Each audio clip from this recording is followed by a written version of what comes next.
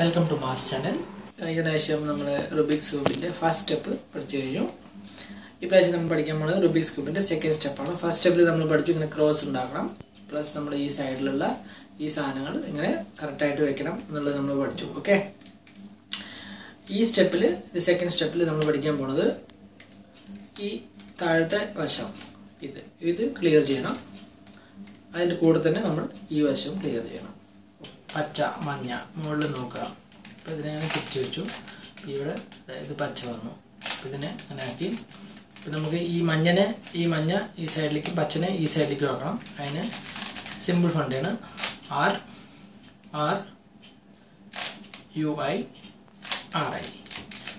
ഈ മഞ്ഞ ഇവിടെ വന്നു, ഈ പച്ച ഇവിടെ വന്നു. ഓക്കെ. അടുത്ത മുകളിൽ ഇവിടെ അതാ ടോപ്പിലുള്ളത് നോക്കാം. വെള്ള ഇവിടെ ഒരു വെള്ളയുണ്ട്. ഈ വെള്ളം മുകളിലേക്കുള്ളതിനെ സൈഡിലേക്ക് ആക്കണം. അപ്പോൾ നമ്മൾ വെറുതെ ഒന്ന് തിരിക്കുക. സൈഡിലേക്കായി ഇത് സൈഡിലേക്കായി.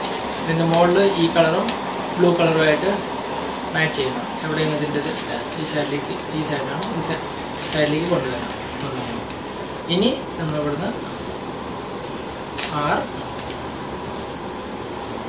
U I R I അപ്പോൾ ഇവിടെ ഇത് മാച്ചായി. ഓക്കെ. ഈ സൈഡ് മാച്ചായി.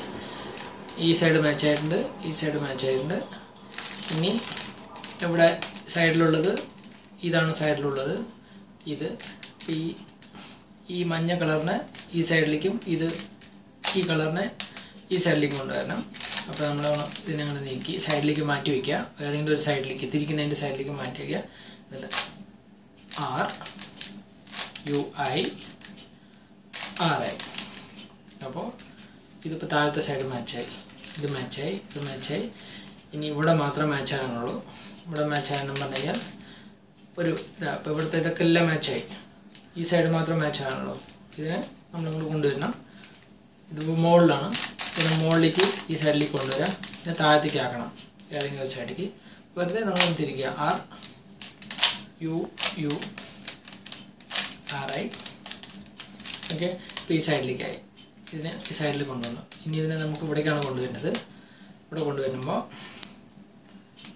ഇതിനിങ്ങനെ വയ്ക്കുക. വെച്ചതിന് ശേഷം R U I R I. ഇത് ഇവിടെ വന്നു.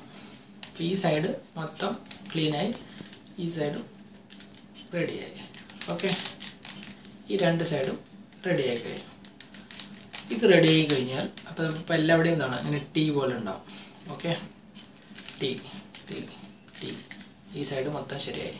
ഇപ്പോൾ നമ്മൾ സെക്കൻഡ് സ്റ്റെപ്പ് നമ്മൾ പഠിച്ചു കഴിഞ്ഞു.